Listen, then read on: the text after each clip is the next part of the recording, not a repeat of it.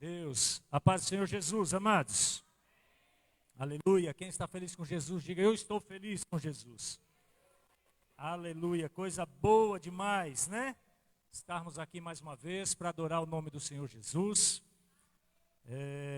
Se você puder, pegue sua Bíblia comigo desde já. Números, capítulo 13. Nós vamos estar lendo uma porção da palavra do Senhor. Hoje, dando continuidade à nossa série de mensagens, né, que Deus tem falado muito ao nosso coração. Se você não estava na primeira, essa é a nossa série de mensagens, do qual eu vou estar trazendo mais 2 mensagens além da de hoje. Prisões invisíveis. Liberte-se e viva o melhor de Deus. Você quer viver o melhor de Deus? Diga para alguém que está do seu lado: você precisa viver o melhor de Deus. Aleluia. Agora diga bem forte assim: Deus vai te pegar hoje. Aleluia. Deus é bom, não é verdade?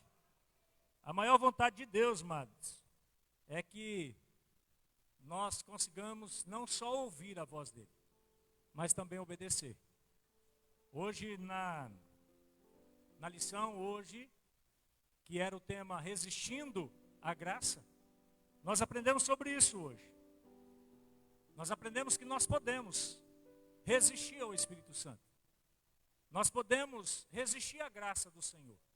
Nós podemos, porque é uma decisão, não é verdade? A graça nos alcança. Agora, querermos recebê-la, cabe a nós. E nós aprendemos sobre isso hoje. Quem estava aqui,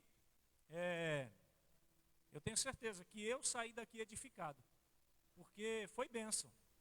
Nós estamos aprendendo sobre a graça, amada, porque se nós não soubermos o que é a graça do Senhor, talvez nós não vamos nem conhecer o céu.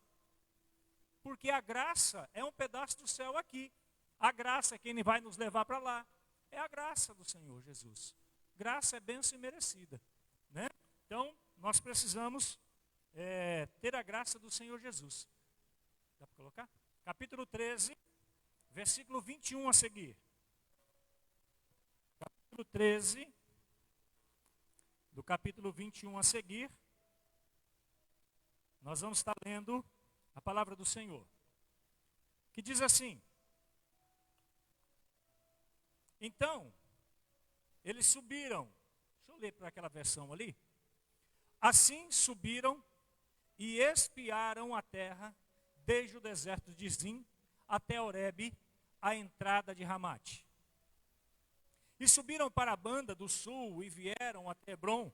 E estavam ali Aimã, Sesai e Talmai, filhos de Aнаque. Hebrom foi edificada 7 anos antes de Zoan, no Egito.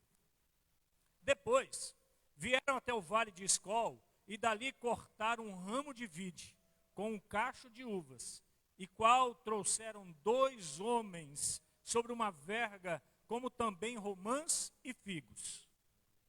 Chamaram aquele lugar de Vale de Escol, por causa do cacho que ali cortaram os filhos de Israel. Depois, voltaram de espiar a terra ao fim de 40 dias, e caminharam e vieram a Moisés e a Arão e a toda a congregação dos filhos de Israel no deserto de Parã e a Cádiz, e tornando, deram-lhes conta a eles e a toda a congregação, e mostraram-lhe os frutos da terra. 27. E contaram-lhes e disseram: fomos à terra que nos enviastes, e verdadeiramente mana, leite e mel. E aqueles que estavam na mão deles, eles disseram: olha, esses é o fruto. 28. E o povo, porém, que habita nessa terra é poderoso, e as cidades fortes e muito grandes. E também ali vimos os filhos de Aнаque. Os filhos de Aнаque eram os gigantes daquela época. Os amalequitas habitam na terra do sul, e os heteus, os jebuseus, os amorreus habitam na montanha, e os cananeus habitam ao pé do mar e pela ribeira do Jordão. Então, Calebe fez calar. Diga comigo, Caleb. Um homem com um espírito diferente. Então Caleb fez calar o povo perante Moisés e disse: subamos animosamente ou alegremente e possuamos a em herança, porque certamente prevaleceremos contra ela. Porém, os homens que com ele subiram disseram: não poderemos subir contra aquele povo, porque é mais forte do que nós.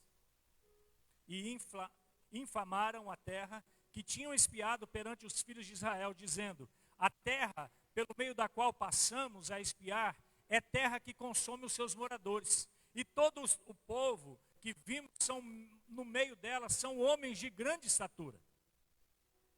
Também vimos ali gigantes, filhos de Anaques, descendentes dos gigantes, e éramos aos nossos olhos como gafanhoto. E assim também éramos aos seus olhos. Feche os seus olhos e não o seu coração neste momento e vamos orar ao Senhor. Pai, em nome de Jesus, nós queremos te adorar, exaltar ao Senhor, porque o Senhor é bom, Pai. A sua misericórdia dura para sempre. E o Senhor ainda continua falando aos nossos corações, ó Deus, e essa talvez é a maior vontade do Senhor. Paizinho, em nome de Jesus, manifesta grandiosamente com o teu poder, ó Pai. Manifesta com a tua glória sobre nós. Revela os teus princípios, revela a tua vontade aos nossos corações, ó Pai. E que nós não venhamos ter visão de gafanhoto, Pai, mas que nós venhamos ter a visão de Caleb, aonde nós acreditamos que nós temos um Deus que já venceu tudo por nós. Paizinho, nos ajude ao que nós pedimos em nome de Jesus. Pode se sentar no seu lugar? Amados irmãos, existem batalhas ferrenhas, batalhas terríveis, e talvez as piores delas não são registradas ou não acontecem no âmbito físico. Talvez as maiores batalhas e talvez as que nós mais somos derrotados são as batalhas que acontecem na mente, são as batalhas que acontecem dentro do nosso coração. E coração, toda vez que a palavra de Deus vem dizer coração, não está falando do músculo que bombeia sangue, está falando da nossa alma, do nosso psique, do nosso entendimento, porque coração é emoção. Amém? Você está comigo? Coração é emoção. Quanto razão é algo que nos traz para a realidade, o coração é a emoção que nos faz caminhar além daquilo que nós estamos sentindo. O coração é que nos faz, quer dizer, a nossa alma, as nossas emoções, é que muitas vezes são os vilões que nos derrotam antes mesmo da batalha começar. Porque existem batalhas, amados, que nós não vencemos com força, nós não vencemos com armas. Terminei aqui há pouco tempo uma série de ministrações em Efésios, no qual terminei falando sobre a armadura que Deus nos dá. E qual é o intuito da armadura? Nos colocar em pé de igualdade na luta que nós nos propomos a batalhar. Porque muitas vezes nós queremos entrar para uma batalha com armas físicas, nós queremos entrar numa batalha com aquilo que nós conhecemos aqui no físico. E muitas vezes, para nós vencermos lá no mundo espiritual, as guerras espirituais, as guerras invisíveis, nós não vamos conseguir isso com grito.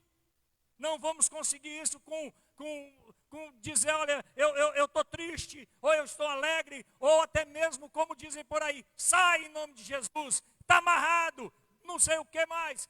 Isso são mantras que nós aprendemos a gritar, pensando que Satanás se assusta com os nossos gritos. Não adianta dizer está amarrado, se nós não desamarramos o demônio da nossa alma. Não adianta dizer sai em nome de Jesus, se nós não temos o Jesus que tira. Quem está me entendendo? Amém? Porque nós, às vezes, amados, entramos dentro de uma cultura e do evangeliquez, né? Que você vai vencer, e você já venceu, e não sei o quê, né? E está derrotado, e eu profetizo, e eu determino. Tudo isso é lindo, maravilhoso, mas na prática muitas vezes não funciona. Não é verdade? Por quê? Porque se nós não entendermos as batalhas que nós estamos batalhando, e em Efésios, Paulo vai trazer uma palavra aos Efésios dizendo, olha, a vossa luta não é contra carne nem sangue, mas é contra principados e potestades do mal. Ele está dizendo isso. Né? Então, e para que Jesus nos dá as armaduras lá de Efésios, capítulo 6? Ele mesmo vem dizer para destruir fortalezas. E aonde é que estão essas fortalezas que Paulo está dizendo? Na mente. As maiores fortalezas estão nas nossas mentes. As maiores limitações estão nas nossas mentes. E muitos, eu preguei aqui a primeira mensagem sobre crenças limitantes. Às vezes nós estamos vivendo limitados diante daquilo que Deus nos deu, ou daquilo que Deus prometeu, ou daquilo que Deus quer para nós. Nós estamos vivendo diante de um limite que não foi Deus que estabeleceu. Não foi o Senhor Jesus que nos deu. Pelo contrário, Ele disse que já nos abençoou. Capítulo 1 de Efésios, Ele vem trazer uma palavra no versículo 3, dizendo, olha, eu já vos abençoei. E de que jeito? Já vos abençoei com toda sorte de bênção. Na onde? No meu trabalho. Na onde? Na minha empresa. Aonde? Na minha casa, no meu casamento, na minha vida. Pode ser, porque ele está dizendo, olha, eu te abençoei com toda sorte de bênção nas regiões celestiais. Deus está dizendo o quê? Se você estiver ligado, capítulo 15 de João, do Evangelho de João vai dizer, se nós estivermos ligados onde? Na videira. Na videira verdadeira. Qual é o propósito de estar ligado na videira? Qual é o que precisa acontecer se nós verdadeiramente estivermos ligados na videira? Vamos produzir frutos. É normal. Está comigo, amém? Glória a Deus. Você está conseguindo entender?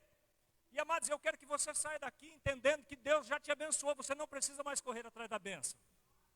Você não precisa mais ficar correndo atrás da bênção, porque a palavra de Deus me diz que as bênçãos do Senhor correrão e me alcançarão. Por quê? Porque eu não preciso ficar esperando por ela, com a boca aberta. Vem bênção, vem bênção.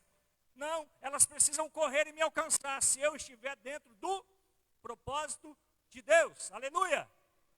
Glória a Deus por isso. Eu preciso cuidar do que então? Eu preciso cuidar do meu coração. Eu preciso cuidar da minha vida para com Deus. Eu preciso cuidar daquilo que eu estou fazendo com o Senhor. Eu não preciso correr atrás da bênção de Deus, porque Deus não me vê como pessoa simplesmente. Deus não me vê como criatura.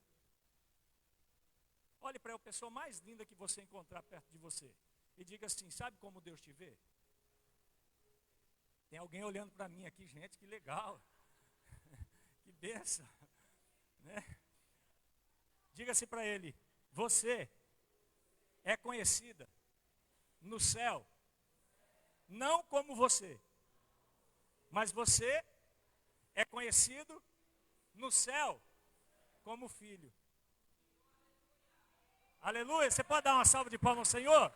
Aleluia. Amados, e saber disso, eu não sei para você. Eu não sei para você, mas para mim, quando eu entendi isso, fez toda a diferença. Fez toda a diferença por quê? Porque os meus pais não me amaram como eu precisaria. Mas não importa, o meu Deus me amou de uma forma tremenda, que deu seu Filho amado por mim, para me resgatar. Então não tem amor maior do que esse. Eu não preciso correr atrás da bênção, por quê? Porque as bênçãos do Senhor, quando eu sou filho, ela terá que me alcançar. Então eu não preciso ficar parado. Quando eu entendi que eu sou filho, eu entendi que as bênçãos do Senhor foram derramadas sobre mim. Mas por que você ainda não tem elas? Porque talvez eu ainda estou vivendo como um menino.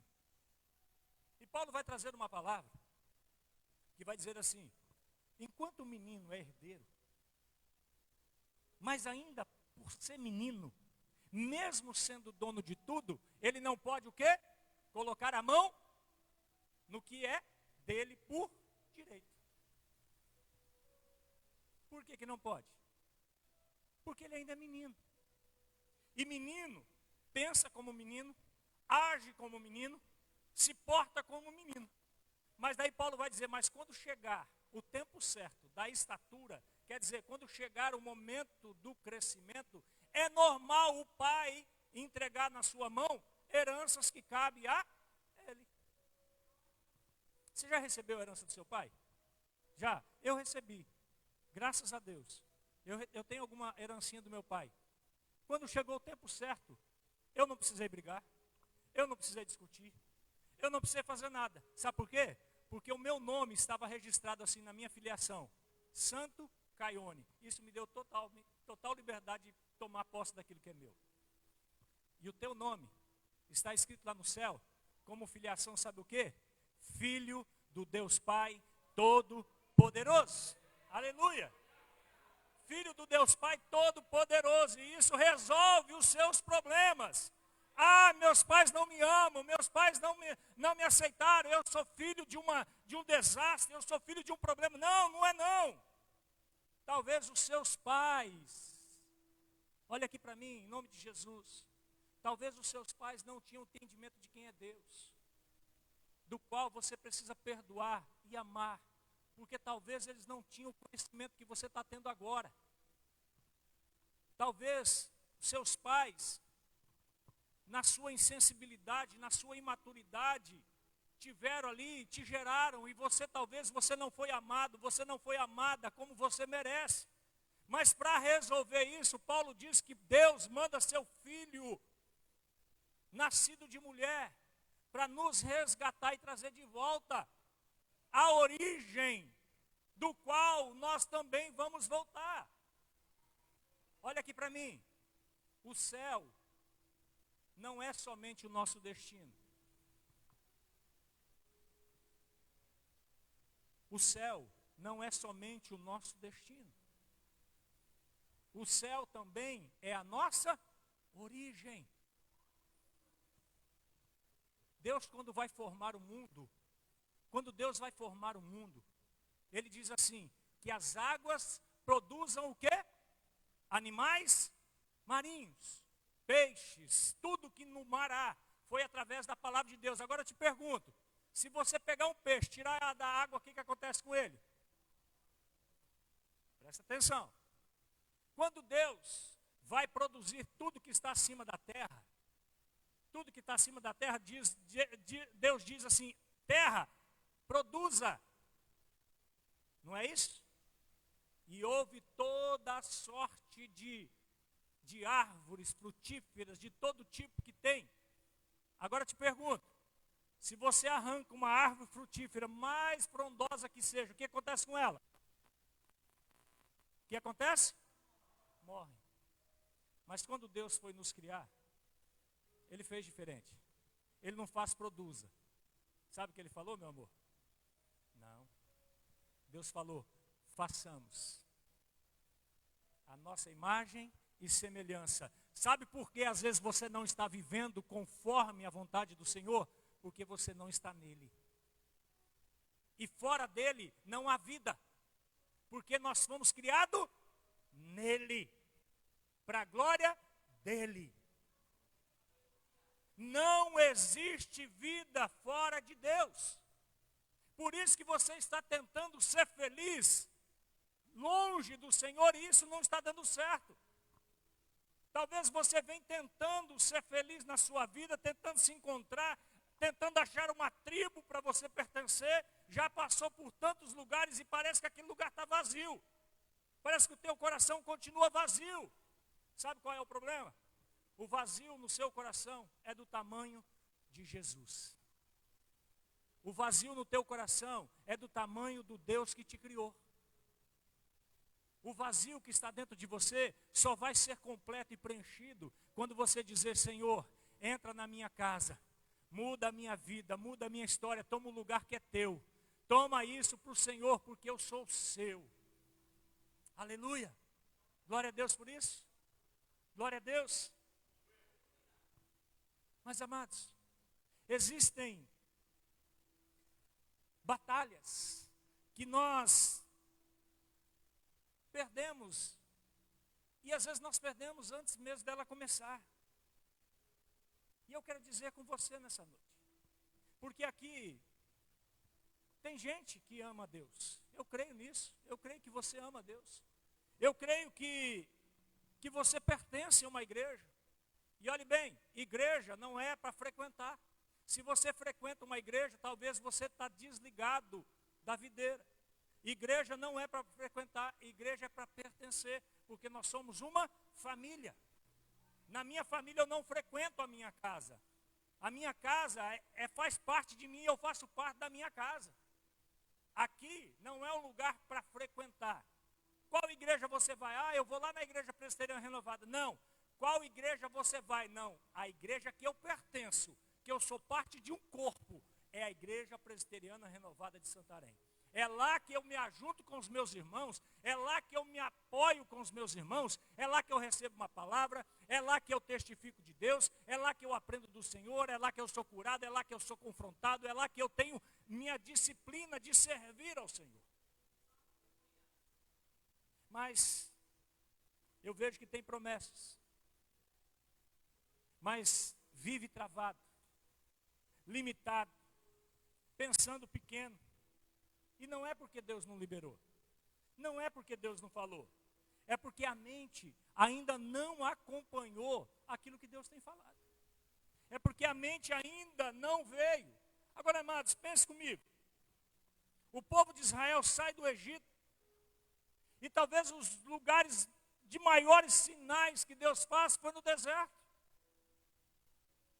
Talvez o lugar aonde aquele povo mais viu sinais de milagres foi no deserto, ainda no primeiro dia. Deus abre uma padaria em meio ao deserto, você já viu isso? Deus abre uma padaria em meio ao deserto, dizendo: vocês querem comer pão? Está aí a padaria aberta, pode comer. Toda manhã acorda cedo, 5 horas da manhã, por isso que preguiçoso não tem vez com Deus. Acorda cedo, pega lá e outra, não precisa ser guloso. Vai lá e pega só a porção do dia, que senão vai estragar.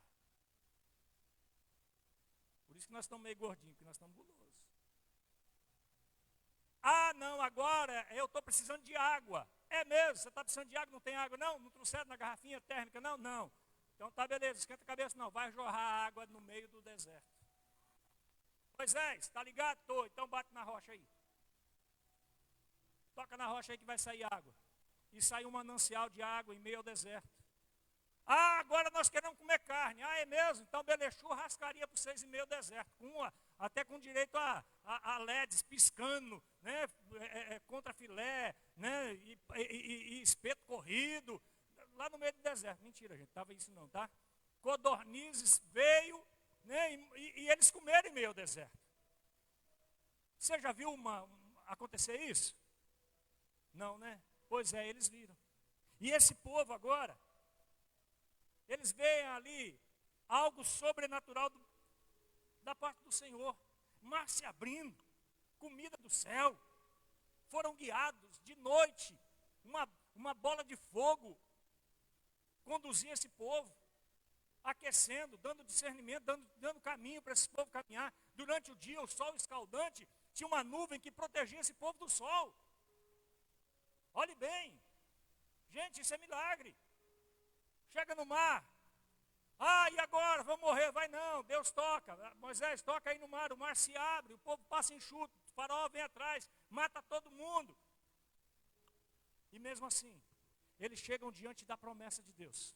Porque a promessa de Deus é: vai para um lugar que eu vou dar a vocês. Eu vou abençoar a vida de vocês, esse lugar é um lugar que emana leite e mel. Esse lugar é um lugar de bênção para a vida de vocês. Esse é um lugar que vai transformar a vida de vocês. Por quê? Porque eu já preparei. Eu já preparei para vocês, já está tudo certo. Vocês só precisam chegar lá e conquistar. Agora eles chegam lá, diante disso. E o que é que eles veem? Eles esquecem da promessa. Eles esquecem de um Deus que fez milagre. Eles esquecem de um Deus que abriu o mar. Eles esquecem de um Deus que tirou aquele povo do Egito com 10 pragas. Vê tudo e chega diante do povo. E qual é a visão que eles veem? Eles veem: olha, essa terra é boa, realmente as suas promessas é de uma terra que emana leite e mel, realmente é isso. Mas a nossa visão é que nós somos como gafanhotos. Nós somos pequenos. A nossa visão é que eles são muito grandes. E nós somos pequenos porque nós somos gafanhotos. Agora aqui está o ponto que muda tudo. E eles disseram, os gigantes são maiores do que nós. Eles não vieram e disseram para Deus, Deus, o nosso problema não é que os gigantes são maiores do que nós. Não, não é isso não. O problema é que nós somos pequenos. O problema não é o nosso inimigo. O problema não é o tamanho do nosso inimigo, porque nós não estamos olhando tanto para eles, nós estamos olhando para a nossa condição. E a nossa condição é de pequenos, somos miúdos, somos que nem gafanhotos. O problema não estava no inimigo, o problema não estava na terra, o problema estava vendo como eles se viam. Estava como eles viam a si mesmos. E a nossa realidade de nós mesmos muda tudo em frente à batalha. Muda tudo. Por quê, amados? Porque se eu colocar um espelho na tua frente, e se você for obrigado a olhar para você espiritualmente, se agora eu chegar aqui e colocar um espelho e dizer, olha, eu quero que você olhe espiritualmente para você, como você se vê, qual é a forma que você vai se ver? Você vai se ver como um vencedor? Ou você vai se ver como alguém prejudicado, alguém inseguro, alguém travado, com medo, pequeno diante das situações que acontecem com você? Porque o problema não é o que Deus diz sobre você. Não é sobre o que Deus diz, que define a sua vida. Mas é o que você acredita sobre você. Porque se Satanás conseguir plantar no teu coração que você é pequeno, se Satanás conseguir plantar no seu coração que você não vai conseguir, que você não vai chegar, que Deus não pode te abençoar para você conseguir chegar até o fim dessa batalha. Se Satanás conseguir colocar isso no seu coração, você já perdeu. O maior gigante, se você quiser anotar uma palavra, anote isso. O maior gigante que você enfrenta não está fora de você, está dentro da sua mente, está dentro do seu coração. E tem gente aqui, e eu quero falar diretamente com você agora. Tem pessoas aqui que nasceu para governar, mas está vivendo como se fosse incapaz. Está vivendo como se não tivesse condições já dadas por Deus para governar sobre esta nação, para governar sobre essa cidade. E por isso que você às vezes está vivendo aquém daquilo que Deus sonhou para você. E sobre isso, eu quero trazer uma verdade no seu coração. Quem se vê pequeno, vai viver pequeno. Quem se vê como gafanhoto, vai se alimentar como gafanhoto. Olha o que Deus disse. Vocês são o meu povo. Deus disse, vocês vão possuir essa terra. Deus falou, olha, vocês vão que eu vou com vocês. Está tudo certo. Mas eles disseram o quê? Somos que nem gafanhoto. Nós somos pequenos. E aqui está o grande problema. O grande problema aqui é que aquele povo assumiu uma identidade de gafanhoto, de pessoas pequenas. Porque qual era o coração deles? Um coração de escravo. Era um coração de que recebia só as migalhas. Recebia só aquilo que davam a eles. Essa era a realidade daquele povo. Eles não tinham uma mentalidade de filhos. Eles tinham a mentalidade de escravo. E a mentalidade, amados, que você assume é mais forte do que a promessa que você recebeu. A identidade que você quer. Eu vou colocar essa palavra antes. A identidade que você quer assumir pode ser maior do que a promessa que Deus te deu. Diga comigo, misericórdia. Porque, amados, Deus já nos abençoou. Deus já fez. Mas se você quiser assumir uma identidade de mesquinho, uma identidade de pessoas que vivem da vontade do Senhor, uma mentalidade de escravo, uma mentalidade pequena, você vai continuar vivendo desse jeito. Por mais que você tenha uma promessa, você tem promessa aqui? Amém? Quem tem promessa aqui do Senhor? Pastor, eu não tenho nenhuma não. Abre a Bíblia e começa a folhear. Tem milhares dela lá. Eu te abençoarei, eu estarei com você, estarei com você todos os dias, e você é o meu povo, você é minha criança, tem ali tudo. Todas as promessas de Deus já estão contidas na Bíblia. Qual é o problema? Muitas vezes nós não chegamos até perto dela. A identidade que você assume pode tirar a promessa de Deus da sua vida. Pastor, quem tem promessa não pode morrer. Amém? Amém ou não amém? Quem tem promessa morre ou não morre? Morre. Muitos na palavra de Deus, na Bíblia, tinham promessa, mas morreram antes dela se cumprir. Por quê? Porque a promessa parou? Porque Deus retirou a promessa? Não, porque não viveram de acordo com aquilo que Deus tinha falado ao coração deles. Porque a palavra de Deus diz, Deuteronômio vem dizer, que se hoje se atentaram para a voz do Senhor e obedecerem, tudo isso aqui vos acompanharão. E ele traz uma lista das bênçãos do Senhor.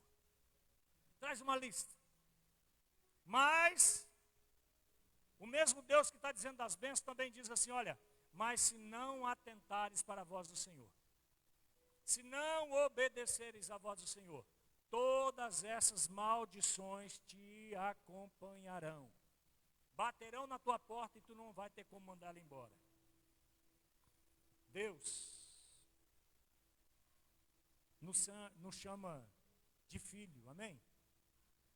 Mas muitas vezes nós nos sentimos rejeitados. Deus nos chama de escolhido, mas às vezes nos sentimos incapazes. Deus nos chama de vencedor, mas já acordamos pela manhã com uma mentalidade de derrotado. Ao ponto que nós usamos uma expressão diabólica que diz assim, e aí irmão, como é que você está? Correndo atrás do prejuízo. Quer dizer, já acordamos 10-0 para o inimigo. E o que Deus está falando é totalmente ao contrário. Então não é falta de promessa. Sabe o que é? Uma palavra que tem muito por aí. É crise de identidade. É crise de identidade. Por quê? Como você define quando alguém está ouvindo a parte de Deus ou não? Porque ouvir, hoje nós falamos sobre isso aqui na escola bíblica. Porque ouvir e não obedecer, talvez é pior do que a pessoa que não ouviu. Porque ela sabe o que precisa fazer, sabe que precisa tomar aquele caminho, mas não toma. E isso é decisão própria. Eu quero te dizer algo nessa noite. Você nunca viverá acima da imagem que você tem de si mesmo. Você nunca vai viver acima daquilo que você deseja para você. Porque, amados, às vezes, nós desejamos o bem de Deus, amém? Quem deseja o bem de Deus aqui? Mas às vezes nós estamos caminhando na contramão disso. Às vezes nós estamos querendo um casamento abençoado, mas nós estamos caminhando diferente disso. Às vezes nós queremos que os nossos filhos sejam abençoados, mas nós não damos o exemplo dentro de casa. Nós queremos ter uma família que reconheça Deus, mas nós não reconhecemos. Nós queremos ter um trabalho abençoado, mas nós não glorificamos a Deus naquilo que Deus nos deu. Não glorificamos ao Senhor por todos os seus benefícios que Ele teve para conosco. E amados, eu quero te dizer uma coisa. Crenças limitantes, elas são contagiosas. Elas são terríveis. Crenças limitantes, elas são... Você quer ver? Você chega uma hora dessa, se tiver bastante gente num ponto de ônibus, chega lá, e aquele povo está esperando o ônibus passar. Aí você chega assim, bem de ladinho, chega bem tranquilinho, está todo mundo quieto. Aí de repente você fala assim, parece que vai chover hoje, né? Aí um já começa, daqui a pouquinho vai derramar água. Ih, não vai dar nem tempo de nós chegar. Vai ser um vendaval que vai destruir a cidade, vai acabar com tudo. Aí aquilo vai tomando uma proporção, ao ponto que a pessoa, não, quer saber de uma coisa, eu não vou mais por cento. Não, eu tinha que fazer um negócio, mas eu vou voltar para casa, porque vai chover. Vai chover, vai derramar água e vai acabar com a cidade.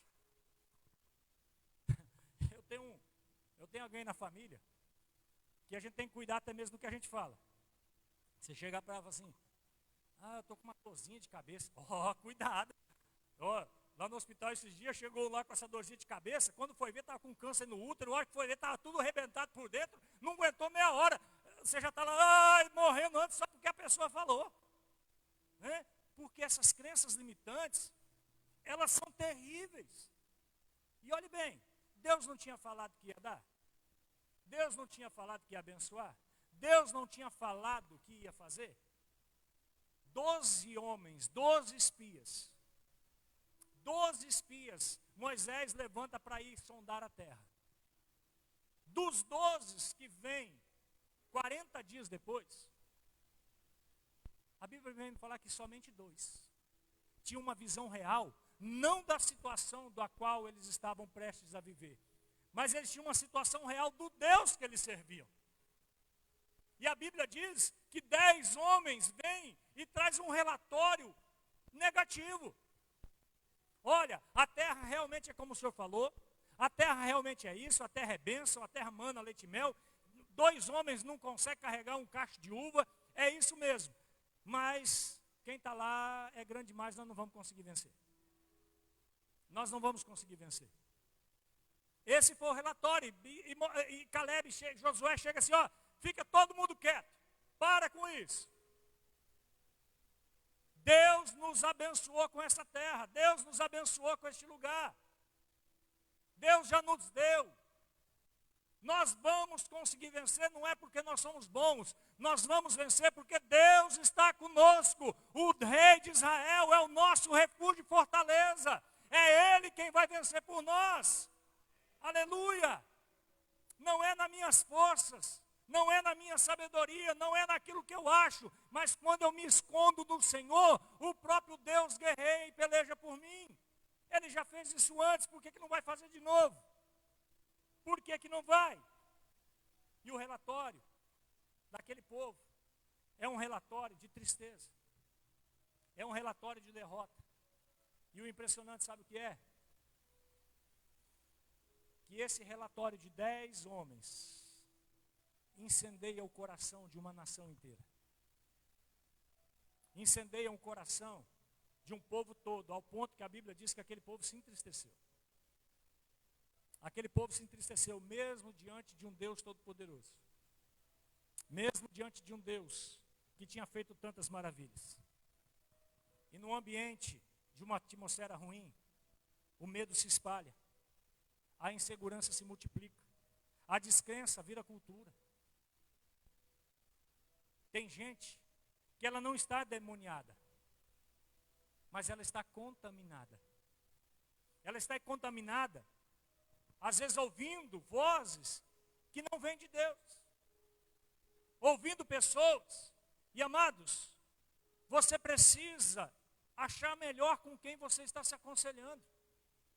Eu já vi pessoas com problema no casamento, passando por situações no casamento e indo se aconselhar com pessoas que estão separadas, vivendo uma vida sem Deus, uma vida de qualquer jeito.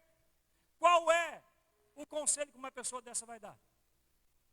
Lá na minha empresa, eu estou passando por um problema, meu patrão está pegando no meu pé, ou está acontecendo alguma coisa. Aí ele vai se conectar, pedir conselho para alguém que é corrupto dentro da empresa.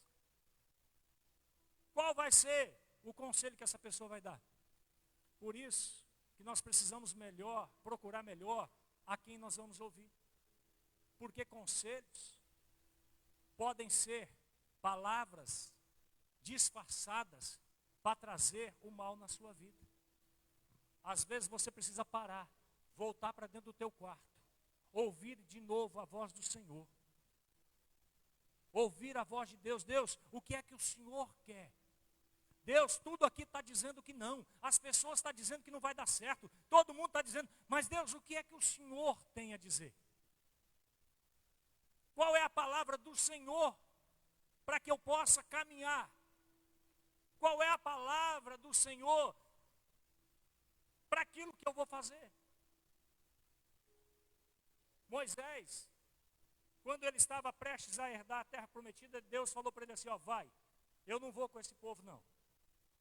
Vai, porque eu vou abençoar, eu vou dar a terra para vocês, vocês vão herdar a terra, mas eu não vou com vocês. Moisés olha para Deus e fala assim, Deus, de forma nenhuma, não nos faça sair daqui, se a tua presença não for comigo. Nós precisamos entender que se a presença do Senhor não for, nós não temos revelações, nós não temos profecias. Se nós não temos a palavra do Senhor, nós vamos sucumbir com as tramóias de Satanás, com as crises que aparecerão. Mas o que Deus quer para nós não é assim. Tem pessoas por aí, enchendo a sua cabeça com mentalidades do deserto, mentalidade de escassez, mentalidade que você não vai vencer, mentalidade que você não pode ser feliz, mentalidade que você não vai prosperar, mentalidade que você precisa ser aquele tipo de pessoa que a sua família é, ou com aquela cultura que você tem, mas não foi o que Deus sonhou para você. Talvez Deus foi lá, pinçou você de dentro da tua família, porque você é diferente, como Josué e Caleb, tinha um espírito, um coração diferente. Aquelas pessoas, 12 espias, passaram pelo mesmo lugar. Eles passaram pelo mesmo ambiente, sofreram as mesmas situações, mas o coração dele foi resguardado em Deus. E eles chegaram, olha, Moisés, Arão, nós vamos vencer. Por quê? Porque a palavra de Deus se cumpriu lá e nós vimos tudo aquilo que Deus falou. Nós vimos tudo isso. E para terminar, diga pelo menos, deixa eu feliz, gente. Vou de novo. E para terminar, agora deu certo. A promessa não muda a sua mente. A promessa não muda a sua mente. Eles tinham promessa ou não tinham, gente? Tinham ou não tinham? Eles tinham a prova da promessa ou não tinham? Tinham. Tinham a direção de Deus ou não tinham? Tinham. Mas ainda a mentalidade era de escravo. A mentalidade. Por isso que Jesus chega para nós e diz assim, você não pode pegar um vinho novo e colocar num recipiente, num odre velho. Jesus disse, olha, vocês não podem viver o novo de Deus com a mentalidade de escravo de Satanás. Porque vocês vão achar que o que vocês têm é porque vocês merecem. Vocês vão achar que vocês só merecem aquele pouquinho realmente, porque eram as migalhas que vocês tinham. Vocês não vão conseguir viver plenamente a vontade de Deus se vocês não mudarem a chave da mentalidade de vocês. Por isso que Paulo vem dizer, transformai-vos. A vossa, você sabe o que quer dizer essa palavra transformar-vos? Diga comigo, metanoia. Sabe o que é a metanoia? É aquela transformação da lagarta em borboleta. Metamorfose. É essa palavra que Paulo está usando. Passe por uma metamorfose. Mude a sua mente para que você comece a viver também o propósito e as promessas do Senhor. Você não vai conseguir viver as promessas do Senhor com uma mentalidade de lagarta. Porque a lagarta só, a borboleta não. Ela nasceu para voar. E talvez você tenha um chamado para viver como borboleta, mas ainda está vivendo como uma lagarta, comendo só folha. E não é que Deus te chamou. É porque a sua mentalidade não conseguiu ainda chegar diante da promessa que Deus te deu. Eu quero te fazer uma pergunta. Aquele povo saiu do Egito, amém? Aquele povo saiu de lá, tirado por Deus com mão forte, amém? Eles saíram do Egito. Mas a verdade é que o Egito não saiu deles. Eles saíram de lá. O corpo deles sai do Egito, mas o Egito não sai da mente dele. No primeiro dia que eles saem, quando a crise chegou, eles dizem o que a Moisés? Vocês nos tirou de lá para vir morrer aqui? Que bom que nós estivéssemos lá, que pelo menos lá nós tínhamos comida, nós tínhamos água. E é assim que aquele povo estava vivendo. E muitas vezes nós estamos aqui dentro da igreja, estamos aqui sentados, fazemos parte de um corpo, mas ainda estamos vivendo como alguém que está perdido. Nós estamos com o coração livre, porque Cristo nos libertou, mas ainda estamos vivendo como alguém preso.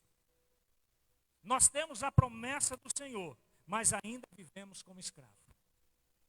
Ainda vivemos como escravos nas nossas decisões, nas nossas emoções, nas nossas verdades. E talvez é isso que Deus precisa que você mude. Porque não é falta de promessa, é falta de entendimento sobre elas. Deus pode até tirar você do Egito um dia. Deus pode até tirar você desse lugar que talvez você se encontre, ou tirou você um dia. Mas tirar o Egito de você é só uma decisão pessoal. É uma decisão pessoal da qual nós precisamos ter. Tem gente esperando Deus mudar a sua vida, mas não quer mudar a sua mente. Não quer mudar a sua postura.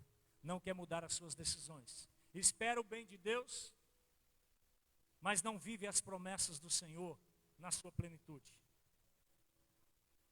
E sobre isso, eu quero te convidar a se colocar de pé neste momento. Quero convidar o louvor aqui à frente.